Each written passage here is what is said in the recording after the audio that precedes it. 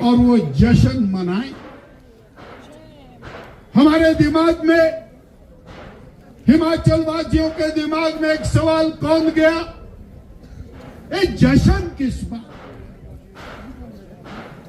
आज तक उसका उत्तर नहीं मिला और उसका उत्तर खोजने के लिए जनता आज सड़कों पर उतरी। सवाल खड़ा होता है कि चंबा के अंदर 22 साल के एक दलित बालक की नृशंस हत्या होती है, उसके टुकड़े टुकड़े करके एक बोरी में भर के और एक नाले में फेंक दिया जाता है। लॉ एंड ऑर्डर बिगड़ जाता है। सरकार का जो इस्तकबाल है वो समाप्त हो जाता है। क्या इसलिए जश्न मना रहे हैं कि वो दलित युवक और उसकी हत्या हुई? कानून व्यवस्था बिगड़ती जाती है।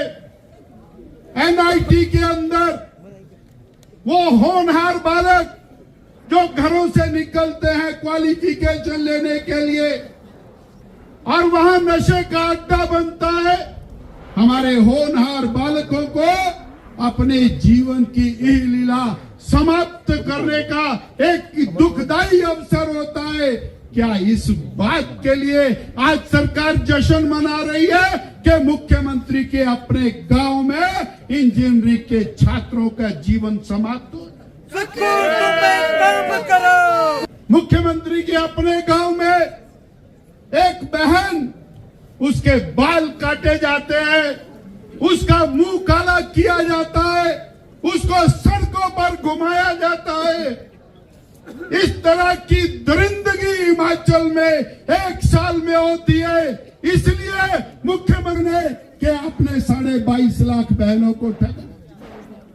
वो बहन जी आज जश्न मनाने के लिए कांगड़ा की धरती पर आ रही है दिल्ली से। श्रीमती प्रियंका बहन जी, उन्होंने कहा 70,000 पद खाली है, 30,000 पद सृजित करेंगे, 1 लाख नौकरियां पहली कैबिनेट में देंगे। और उन्होंने कहा ये सारे तोता रटंत बोलते गए। आज 1 लाख युवा सरकार की तरफ देख रहा है। 1 साल हो गया, पहली कैबिनेट नहीं आई।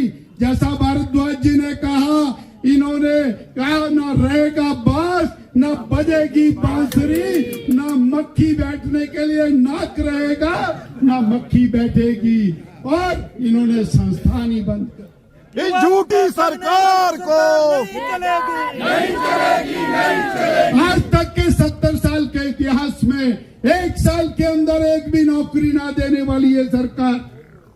साथियों, किसानों को ठगा, बहनों को ठगा, युवाओं को ठगा, आपने हर किसी को धोखा दिया। किसानों पर धोखा करने वाली सरकार नहीं चलेगी, नहीं चलेगी, नहीं चलेगी। किसानों के साथ धोखा करने वाली सरकार हो बर्बाद, हो बर्बाद, हो बर्बाद। अरे जश्न है किस पर? ये पता तो लगना चाहिए कि जश्न किस पर। क्या इस बात का जश्न मना रहे हैं कि हिमाचल प्रदेश में आपदा आई? क्या इस बात का जश्न मना रहे हैं कि आज सारी सड़कें टूटी हुई जिनको आप रिपेयर नहीं कर सके? क्या इस बात का जश्न मना रहे हैं कि लोग बेघर होकर के टेंटों में और धर्मशालाओं में और दूसरे के घरों में रह रहे हैं? बहुत शर्मनाक है। हिमाचल प्रदेश बहुत पीछे गया। 5 साल भारतीय जनता पार्टी की सरकार रही। आदरणीय श्री जयराम ठाकुर जी के नेतृत्व में सरकार ने जनहितैषी कार्य किए, हिमाचल को विकास की नई ऊंचाइयों पर पहुंचाया।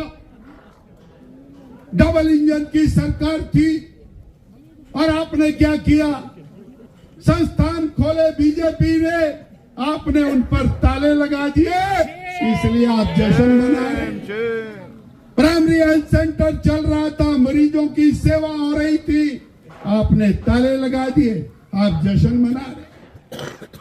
जयराम जी की सरकार ने 125 यूनिट बिजली दी थी फ्री में।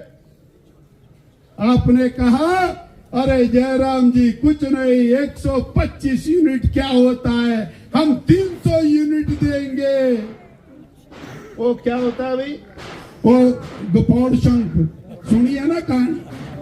हाँ, ये क्या होता है छोटा शंख, हम तो 125 नहीं 300 यूनिट देंगे, हर किसी को देंगे। वो 125 भी बंद हो गई, वो ना 300 मिली ना 125 मिली। इस बात का जश्न है साथियों। आज हमको खड़े होना है, घर घर में जाना है, ये अलग जगानी है।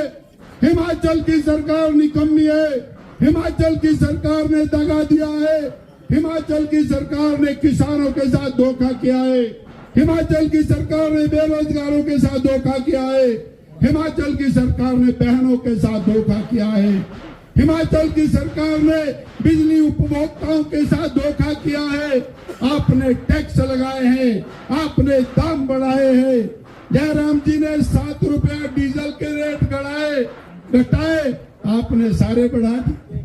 आपने दालों के दाम बढ़ा दिए, खाद्य तेल के दाम बढ़ा दिए, बिजली पर टैक्स लगा दिया, एंट्री पर टैक्स लगा दिया, टैक्सियों पर टैक्स लगा दिया, आपने मंदिरों पर टैक्स लगा दिया।